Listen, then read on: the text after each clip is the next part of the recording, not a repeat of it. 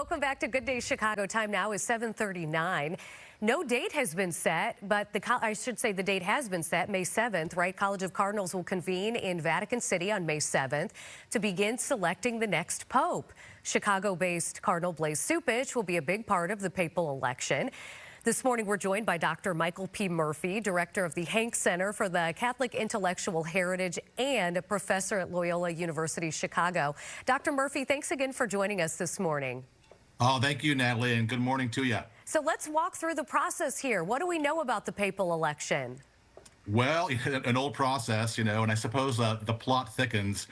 We do know the date is May 7th, and the cardinal electors will assemble in the Sistine Chapel on that date and will start lodging votes, as many as one vote on May 7th.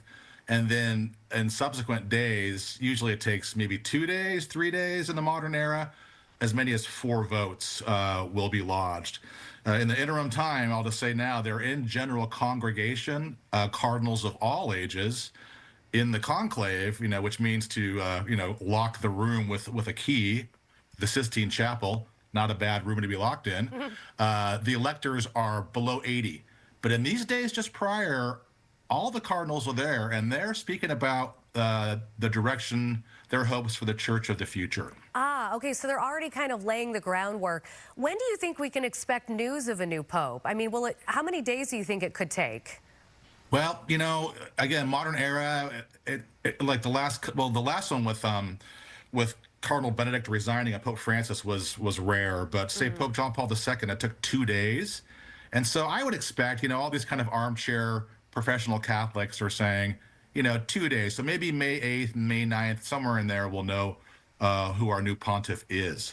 Talk about the voting process as well. I read that it's written on a piece of paper, the selection, right, and then placed in an urn. As you said, there were several different votes. Will that be the case for each of those votes? For each of the votes, that's correct. And I think a lot of our viewers have seen that film Conclave, which is kind of like a telenovela, but the performances are pretty good, and some of the parts are really accurate. And that is, yeah, you write your name down in Latin, who you want to elevate, and you put it in an urn, and then they're counted. And if you get a 2/3 majority, here comes the white smoke. If you don't get that, you get the black smoke. And another round of voting. Okay, so how will Pope Francis's papacy influence these proceedings, and what other influences do you think are in play here? Yeah, great question. And I think, well, Pope Francis, I guess mathematically or strategically, depends how you read it.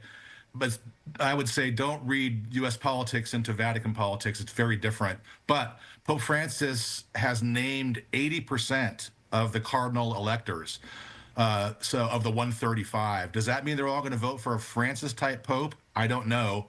But that is one influence there, Natalie, that we can kind of keep our eye on.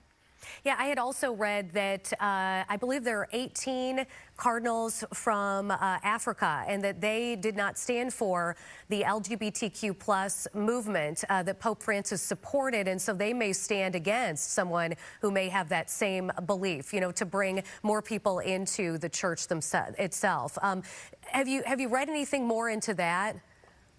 Yes, that's a great point. There are these little nuances that it's a global religion, but there are cultural kind of norms and preferences that people have all over the world that kind of under one church. It's kind of beautiful in one way, but also there's texture. But, if the African cardinals may have a traditional view of marriage, in that sense, they also kind of pull for polygamy. Not all of them, but like there's a practice of polygamy that the church comes out of, or that the church grows up in. So it gets to be very particular, and you're going to see these kind of conversations, from, are you going to have a Latin American pope again? There are some strong Brazilian candidates, one from Uruguay. Are you going to have an Asian pope like Cardinal Bo or Cardinal Tagle? Are you going to have an Italian pope? All these things are coming to bear, but each brings their own, their commitments and their priorities. It's quite beautiful. It's also quite of a political, mashup. Right. Well, you have such a vast knowledge, and you explain it so wonderfully. Thanks so much, Dr. Murphy. Thanks, Natalie. All the best to you. Thank you.